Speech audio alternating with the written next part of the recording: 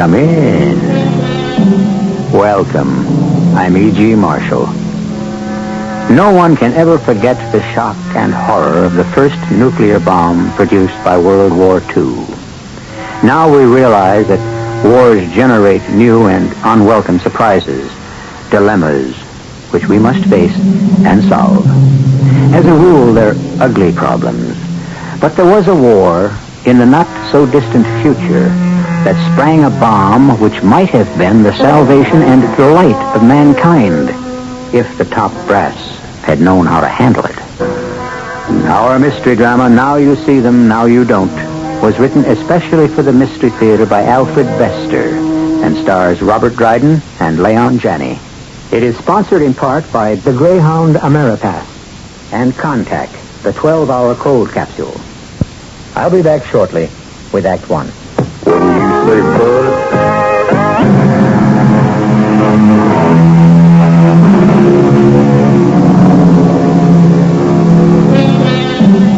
Professor Harry Scrim is serving 20 years hard labor in Alcatraz, which was reactivated for the conscientious objectors to World War V.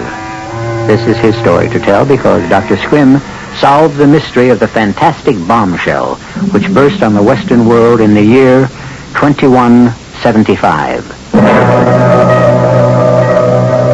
This one wasn't the last war or the war to end wars. They didn't even call it WW5.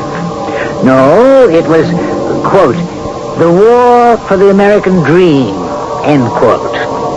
General Harp invented that slogan and repeated it over and over again. My fellow Americans, this great nation of ours is not fighting for money or power or conquest. We are fighting to bring the American dream to the free nations of the world. There are fighting generals, political generals, and public relations generals who have to sell a war to the consumer. U.B. Harp was a great salesman. My fellow Americans, we are fighting solely for the American dream. We are fighting for the American meaning of civilization, for art, for poetry, for culture, for the only things worth fighting for. The American dream is the better things in life, which must not disappear from the free world.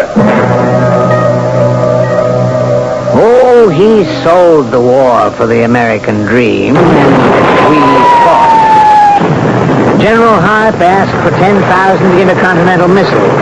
10,000 were delivered to the enemy, and the enemy returned the compliment.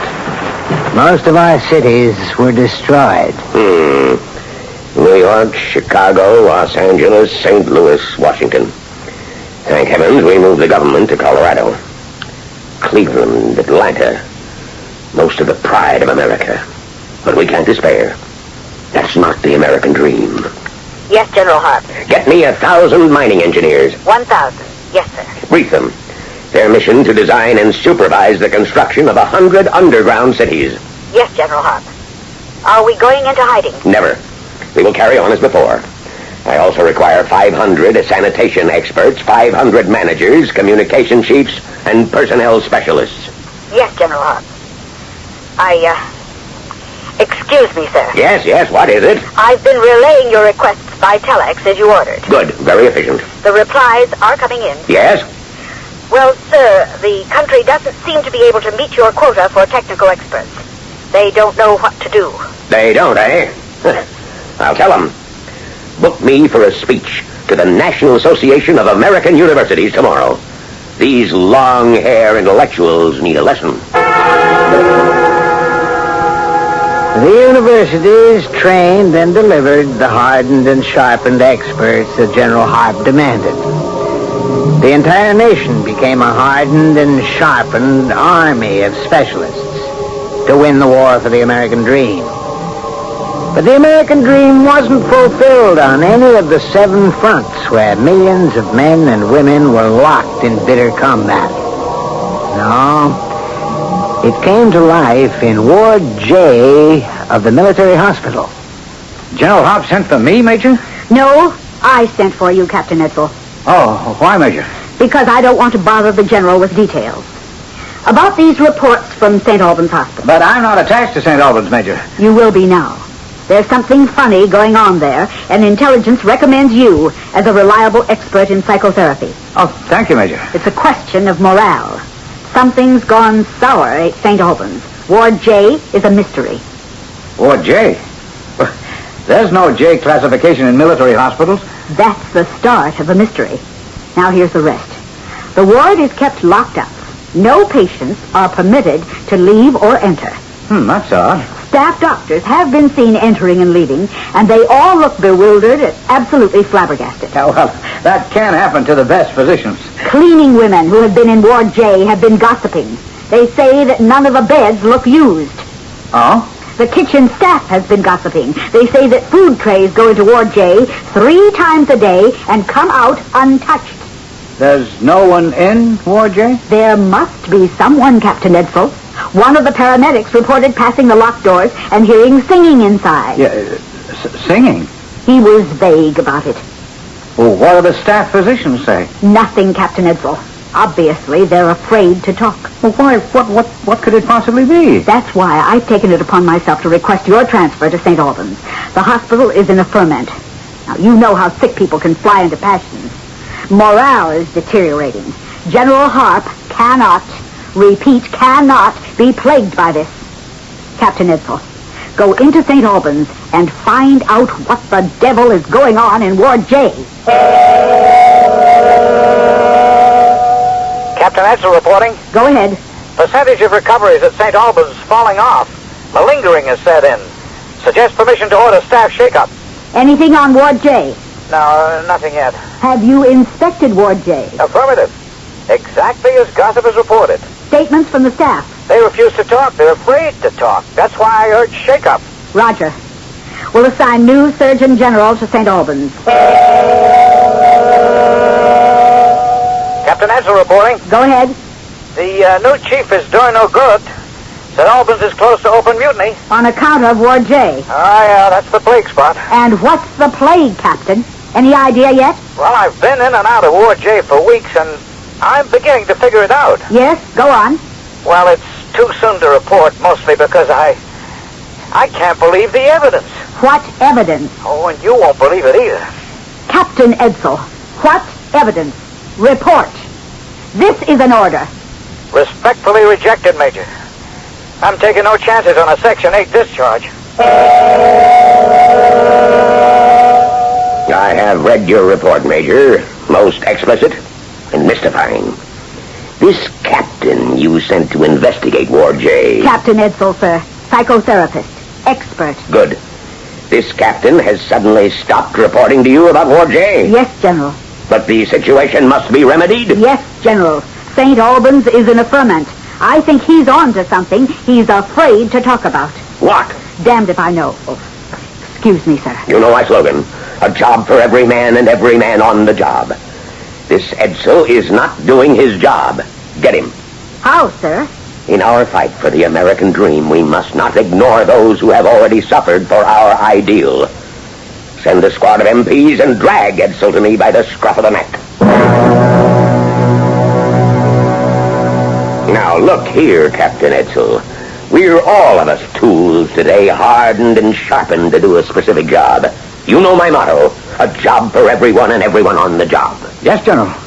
Now, the Major sent you into St. Albans to find out what is going on in this Ward J, which is getting the hospital uptight. Yes, General. All of a sudden, you cut off communications. Why? Well, sir, no one will believe me. Let's take it from the top. Are there patients in Ward J? Oh, yes, sir. 10 women and 14 men. Then it isn't a spook ward like the reports are saying. No, sir. All right. So they've got these 24 crocks in Ward J. Their job's to get well and go back to the fight. The hospital's job is to get them shaped up. Why the morale fuss?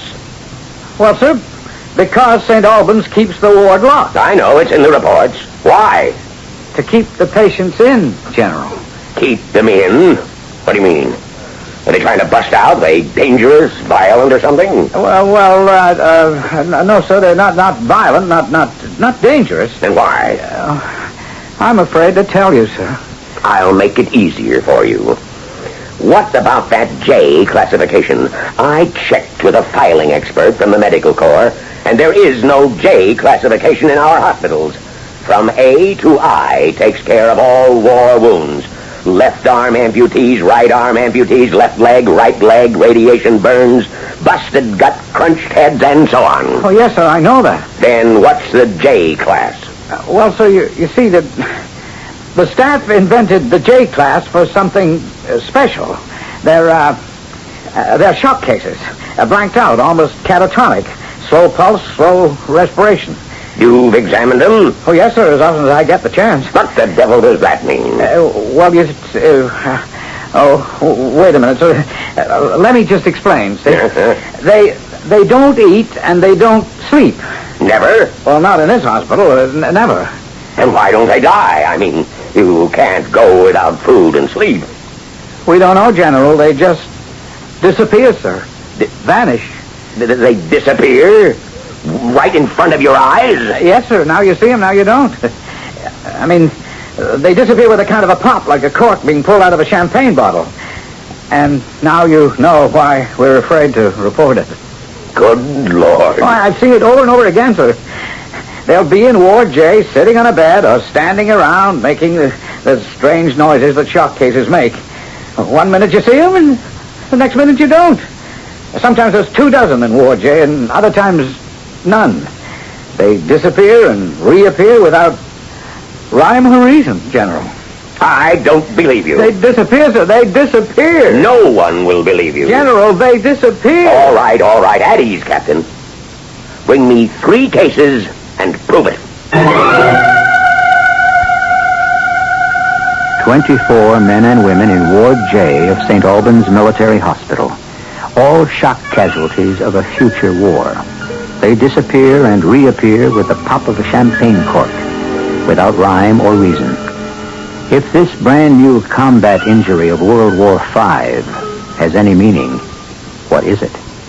Act 2 may tell us.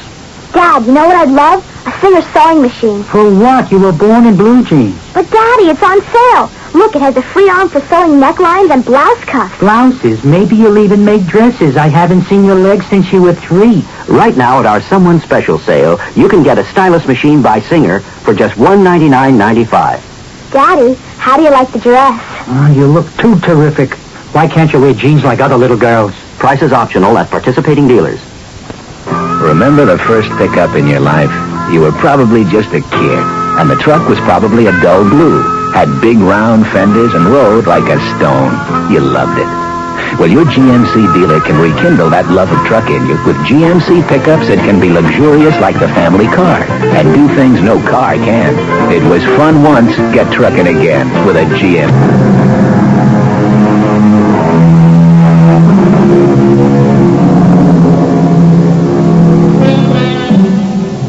Do you remember this old rhyme?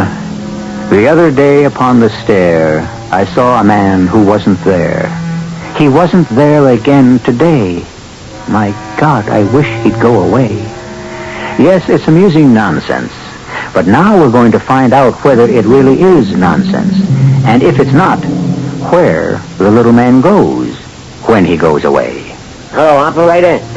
This is Nathan Riley in the penthouse. Get me Diamond Jim Brady and put in a call to Detroit, Michigan. I want to talk to a youngster who runs a bicycle repair shop. Name of Henry Ford. That's right.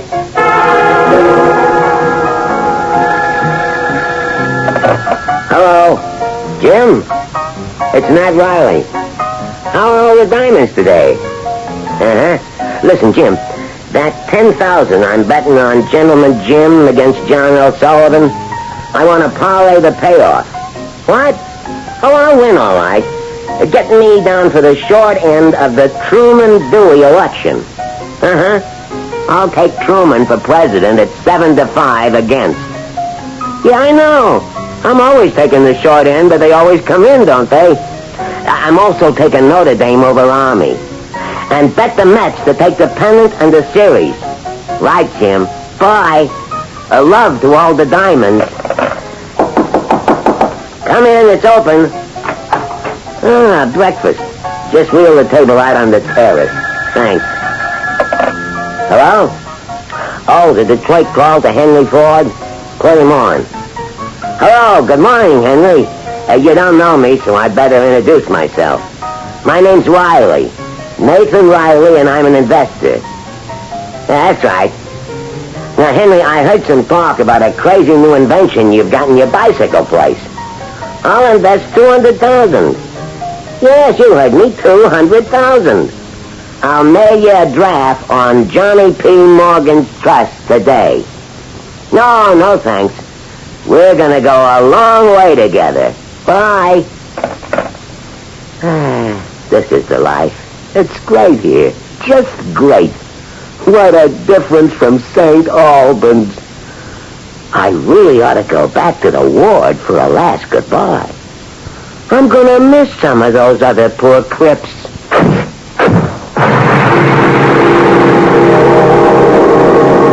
There's one. That's Private Riley. Shoot him, quick. Full syringe. And hold on to him.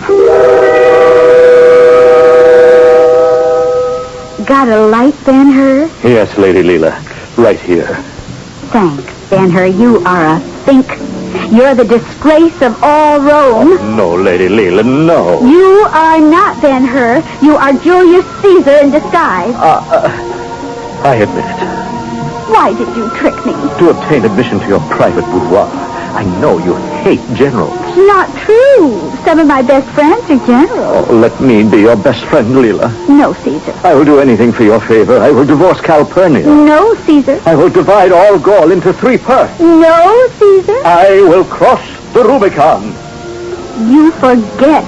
I am consecrated to the goddess Vesta and to the tending of the sacred fire which burns in her temple. Oh, consecrate yourself to me, Leela. We can go far together. The goddess will release you. She will? But she has before. Ask her, Leela. Tell her the truth. Vesta respects love. Oh, I'm afraid. Are you worth it, Caesar? To give up everything for you? Oh, I am, Leela. Now I will reveal the truth. I am not Julius Caesar disguised as Ben-Hur. I am Ben-Hur disguised as Julius Caesar, pretending to be Julius Caesar disguised as Ben-Hur. What? But I'll put it another way. If anybody asks the real Ben-Hur to stand up, I will stand up. Oh, you overcome me. Oh, go. I will call the goddess on our CB, and I must be alone for the sacred ritual. There's another one. That's Sergeant Leela Tibbet. Shoot her quick. 10 cc. And hold on to her. That's 2. 1 more to go.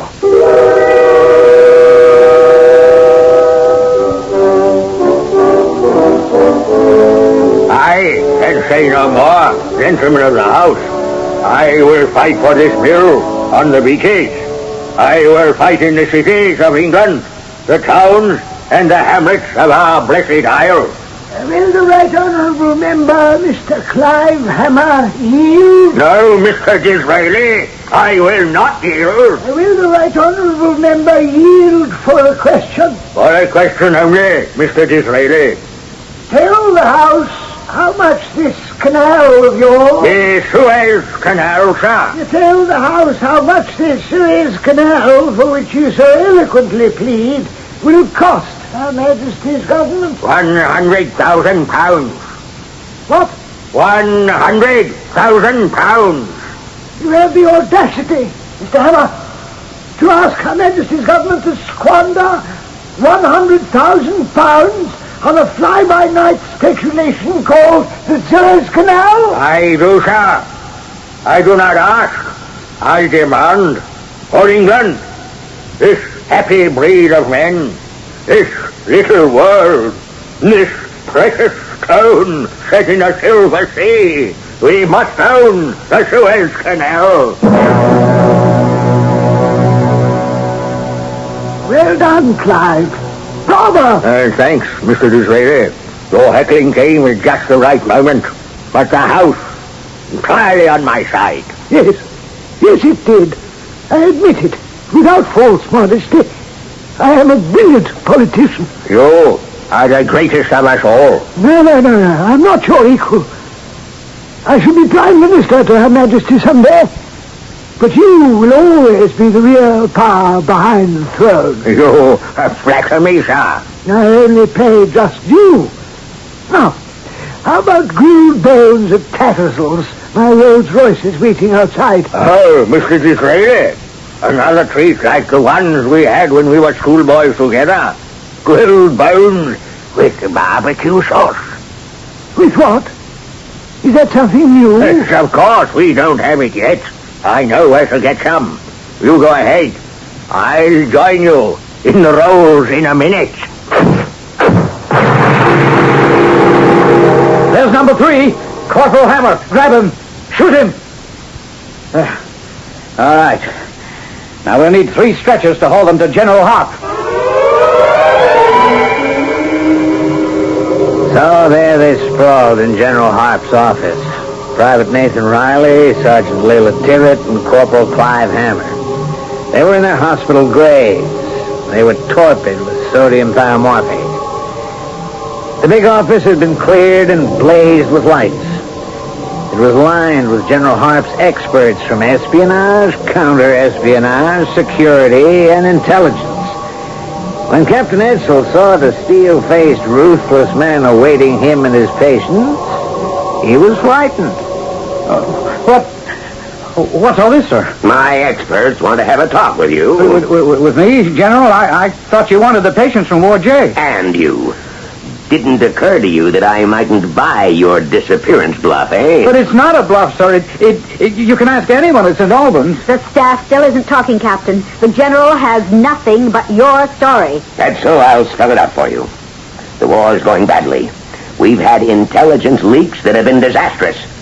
I got my experts together and we agree that Ward J may be the source. Oh, no, General, no. And maybe you've been paid off to cover up. You and the St. Albans staff. But they do disappear. They do. It isn't a bluff or a story. They Work just... him over, gentlemen. My name is Edward Edsel. America is my nation. St. Albans is my dwelling place. And heaven is my destination. Has he broken yet? No, General. What are they using? Truth serum, sir. Tell them to try LSD inhibition release. That's against the law, sir. For Pete's sake, forget the law. We're fighting a war for civilization. Roger, General. Edward Edsel is my name. America is my nation. The Army is my dwelling place, and hell is my destination. Well, Major? No break yet, General. Stubborn, isn't he? I don't think there's anything to break, sir. You think he's telling the truth? No, sir. I think he's suffering from an honest illusion. Then try the id and ego pressure point treatments. That'll break his delusions. General, we can't. It may wreck Edsel's mind forever. Don't be squeamish, Major. We've got to protect the American dream no matter what the price. Get to it. Break him. And Edsel narration to dwelling destination. It's no use, sir. We've brought Captain Edsel to the breaking point 3 times, and there is absolutely nothing to break. He can't tell you anything. All right, let him stew. Tell them to go to work on the patients. General Harp, isn't that a bit much? 2 sick men and a woman? Who says they're sick? This whole thing may be a cover-up for a covert operation in Ward J, and we've got to get to the bottom. I don't think your experts will cooperate, sir. What? They squeamish too? All right, I'll show them what a pro is. Come on, Major. Sir, I don't think I... Call yourselves experts, eh? Where are those crocs? Oh, still out, eh? Major, Give me 3 adrenaline shots. General Harp, you may be risking their lives. Come on. What's a life when I'm protecting an ideal? Yes, sir. Here you are. Here we go. This one's Nathan Riley, eh? Come on, Riley. Wake up, boy. And Tibbet. Get with it, girl. Rise and shine, Hammer. Everybody up. You're going to tell me what's going on in Ward J, understand?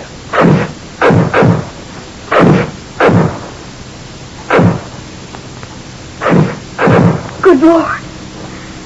Captain Edel was telling the truth. Captain Edel, are you awake? Yes, sir. General, you saw them. You saw them disappear. I did. Captain Edel, I apologize. I wish to do the handsome thing. Colonel Edel, this is a field promotion for a discovery over and above the call of duty. You have just won the war for the American dream.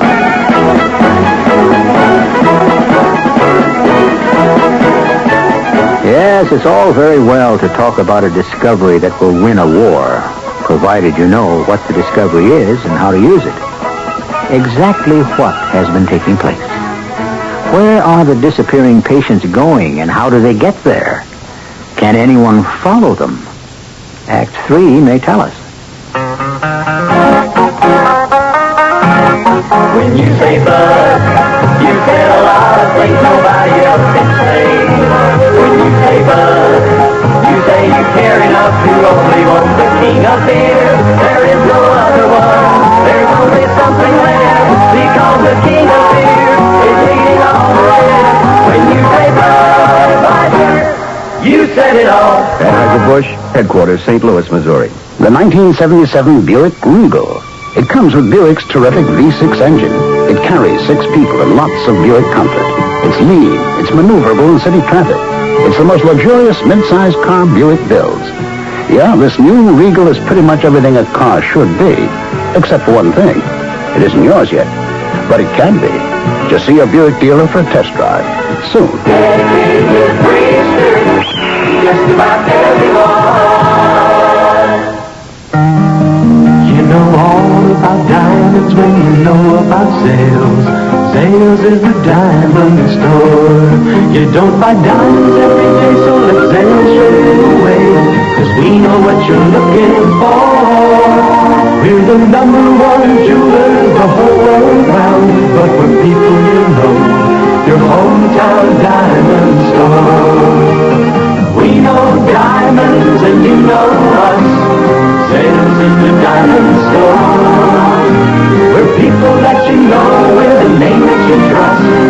Sales is the diamond store. We know diamonds and you know us. Sales is the diamond store. We're people that you know with a name that you trust. Sales is the diamond store. You know, all airline fares to Jamaica are basically the same, and we all have gleaming big jets and good pilots. So what's left? What's left is what happens on board. And on board Air Jamaica, Jamaica happens.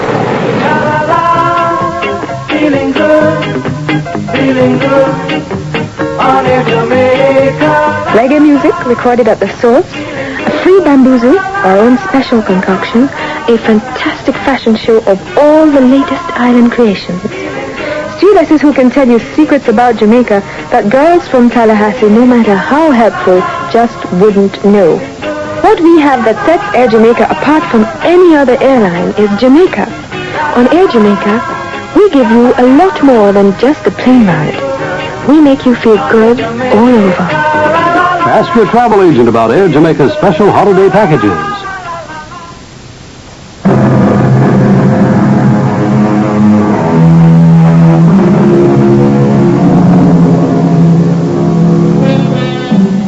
It has been said that when one meets an unusual situation, one must handle it in an unusual manner.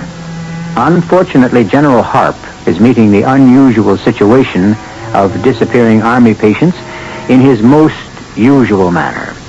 He is reaching into the reserve of hardened and sharpened experts that America has become for more and more experts. All right, Colonel Edel. You will sum up the medical aspects of Ward J for us. Yes, General. Well, certain facts are obvious. This must be a new and fantastic syndrome brought on by the horrors of modern war. This new syndrome must involve something beyond strategy and tactics. What? Teleportation, General. Oh, what portation? Teleportation. The power of mind over space. You mean those crocs in Ward J think their disappearance? Yes, sir. Evidently, combat shock, while destroying certain known powers of the mind, must develop other latent powers which were unknown up until now. You're sure of this? They can think themselves somewhere else. They must, General. They get food and sleep somewhere else. They never need it in Ward J. That's right, Major. Where do they get food and sleep? I want our intelligence to check. Well, our men might simply be going home, sir. They do get homesick, General. Right. Good suggestion. I want security to check family, wives, sweethearts, homes of every one of these crocs. Let the FBI handle that, but under my command. Right, General. Now, here's the procedure I worked out. Edel, you will set up extra beds in Ward J. I'll send in experts to live there and observe. Can do, General. But we'll have to work fast, sir. They seem to be returning to Ward J less and less frequently. In the beginning, they would come and go almost every day. Now they seem to be staying away for weeks and months. My experts will find out what they're doing fast. I hope so, sir. The experts hustled, security checked, intelligence probed. The tension increased. General? Any reports, Major? Yes, sir. All negative. Damn. Security reports not one strange case of unexpected appearance has taken place anywhere in America. Intelligence reports the enemy has no such cases. Maybe they're keeping it secret, too. I'm sure they'd try, General. This is all brand new. We've got to get specialists to handle it. We've got to develop new tools. General, excuse my breaking in like this, sir. Yeah? Our first lead. One of your experts in Ward J asked for the help of another expert. If you've got him... I've got them all. What's he want? A lapidary. You mean an expert in precious stones? Yes, sir. What the devil for? He picked up a reference to a precious stone. He's a personnel specialist, and he can't relate it to anything in his experience. Now that I approve of. A job for every man and every man on the job. What kind of a stone? It's some kind of diamond nobody's ever heard of. A Jim Brady type. A Jim Brady type diamond?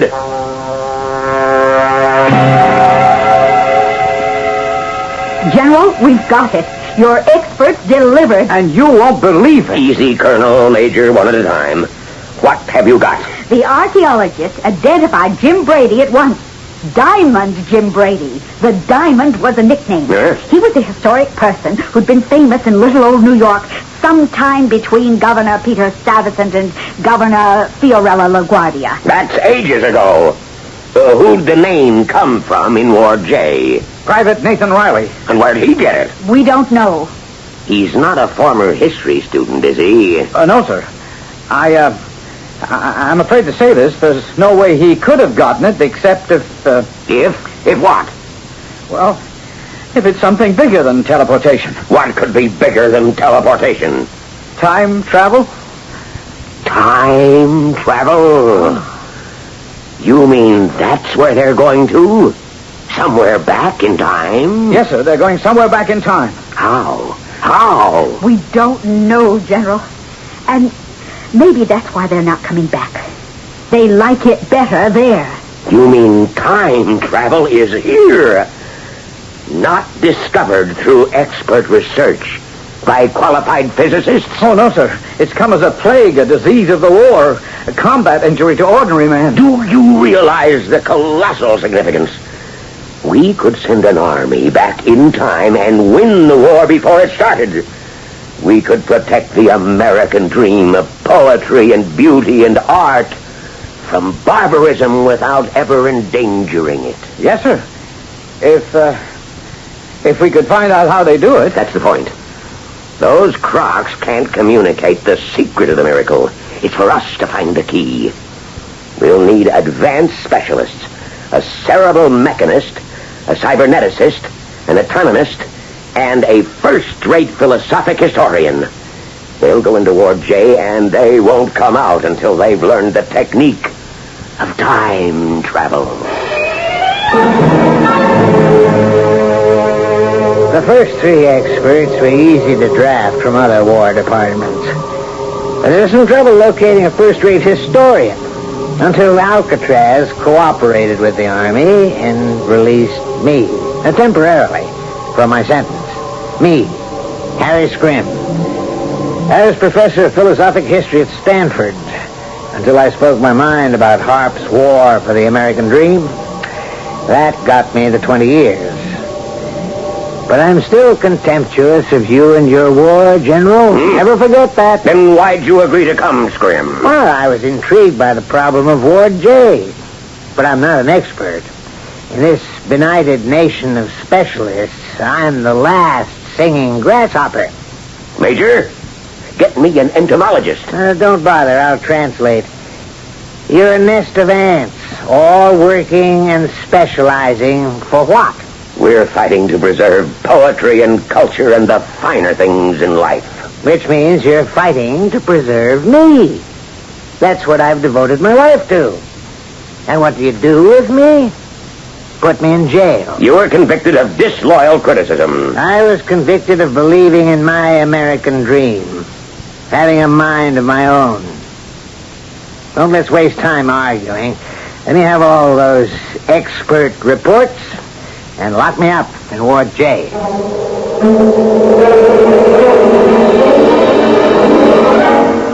I've got to talk fast, General. You're running out of time. All the while I was in Ward J, only 3 came back. They're all disappearing for keeps. Go ahead. I'm going to give you the clues to something so fantastic, it'll need all your fine edge to cut into it. Now listen. Nathan Riley goes back in time to the turn of the 20th century. There he lived the life of his fondest dreams. He's a big-time gambler, friend of Diamond Jim Brady. He wins money because he always knows the outcome of events in advance. Such as? Truman to win the election for president. Corbett to win the heavyweight title from John L. Sullivan. He makes money investing in an auto company Henry Ford is starting. That mean anything to you? Not without a sociological analyst. All right, more clues. Leela Tibbet escapes into the Roman Empire, where she lives the life of her dreams as a Vestal Virgin plus a femme fatale. Every man adores her. Julius Caesar, Savonarola, the 20th Legion, Ben-Hur. Well, you see the fallacy? No. She also smokes cigarettes and uses a CB radio. Well? Clive Hammer escapes into 19th century England, where he's a member of Parliament and a friend of Benjamin Disraeli, who takes him out in his Rolls Royce for spare ribs with barbecue sauce. You know what a Rolls Royce was? No. It was an automobile. So? General, this is a bigger discovery than teleportation or time travel. What? This can be the salvation of mankind.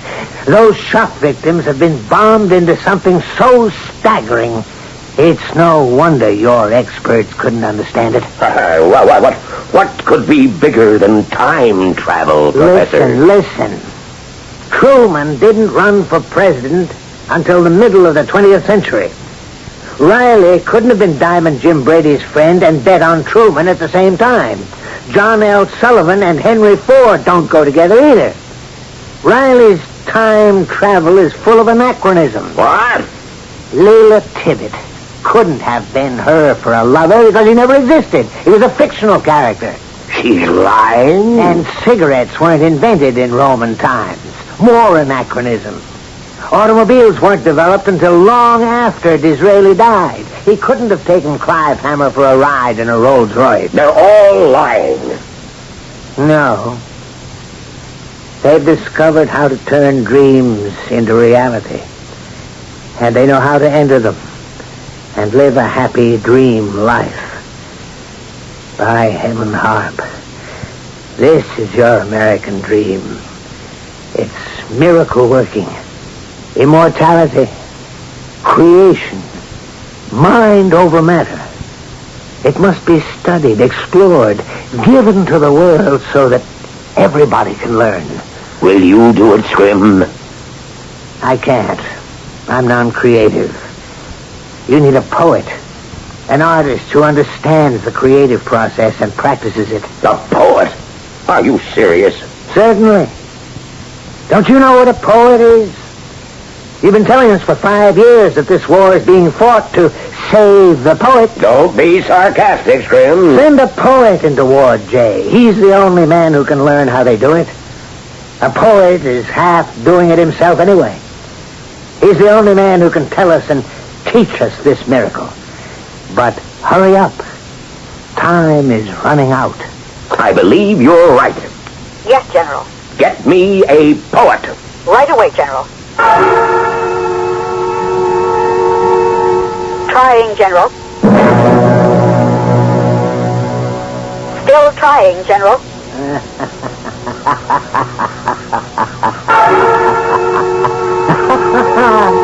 Attempting to locate your poet, sir. Still locating your poet, General. Bound to be a poet somewhere, General. There used to be lots around. That's right. Used to be. What are you laughing at, Scrim? If you'll be patient and wait, General. Sure, wait, General. Wait, you sad fool. Wait. Wait for your poet.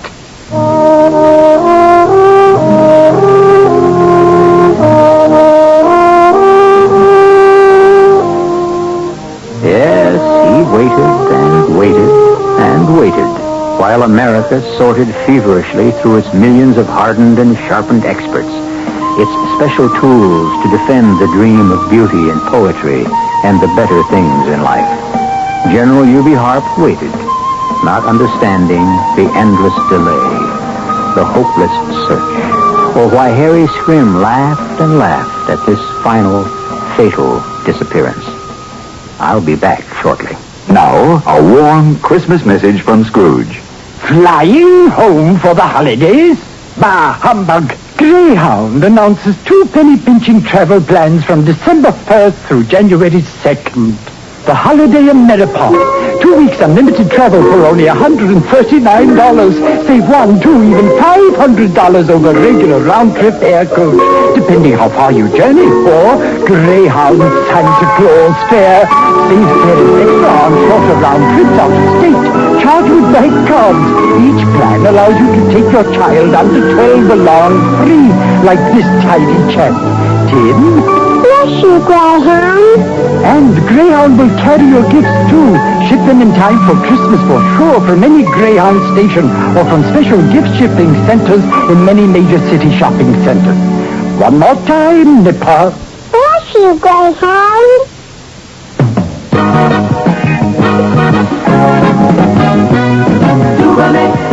Any day, anyway, what you say?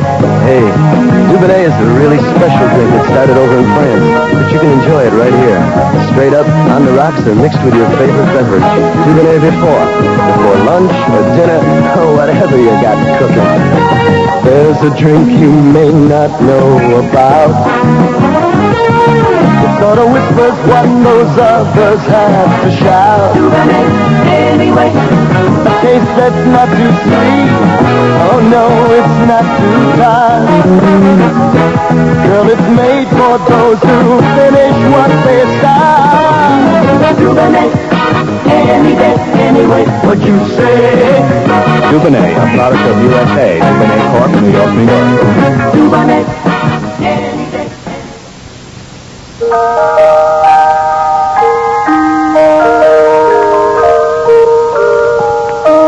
Hi, I'm Fred Feldman, Helicopter 710. I'm also on the board of directors at the Queensboro Society for the Prevention of Cruelty to Children. Now, let me ask you a question. What are you going to do for Christmas for a 6-year-old kid who was thrown out of his house without a stitch of clothing on? We don't have all the answers, but the WOR Children's Christmas Fund does bring Christmas to a lot of kids in a lot of places like the Queen's Shelter. Now, I know times are tough, but if we don't bring Christmas to these kids, no one is. So please, send whatever you can to the WOR Children's Christmas Fund, Box 710, Times Square Station, New York, 10036, and I thank you.